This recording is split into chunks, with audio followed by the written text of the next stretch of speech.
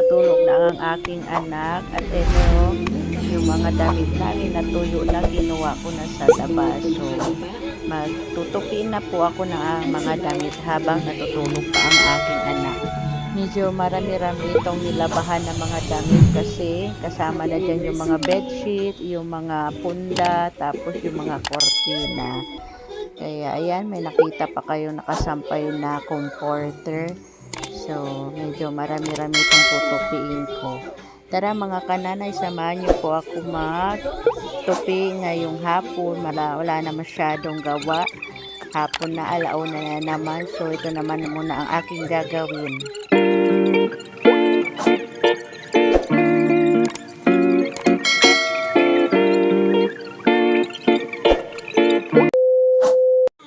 Nakatapos na din po ako magtupi at eto na naman, gabi na naman mga kananay. Gising na late ang aking bebe love ko.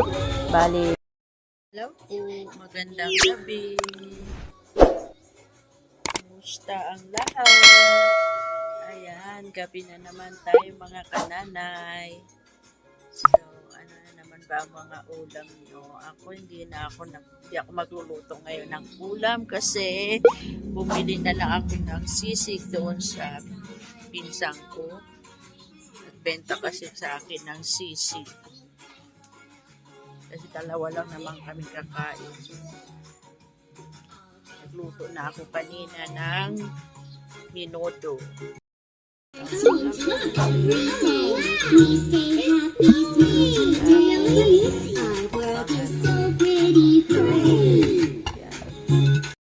Naman ang ulam namin kasi dalawa lang naman kami kakain. Kasama ako, konti lang naman kumain. Ako lang naman malakas, pero tama na siya na sa amin yun. Luluto na rin ako ng kanin. Yung anak ko naman nanonood ng TV. Tingnan niyo po siya.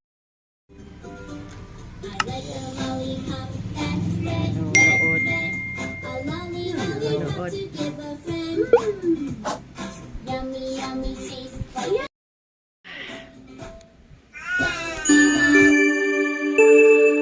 Ang aking anak. Hi. Ano magandang gawin natin? Lapit na po magpasko. Bukas, December 1 na. Ay, naku, ang bilis talaga ng araw. Ano na naman kaya? Sana maganda naman ang pasok ng 2024. May pera. May maganda man lang na maanong 2024.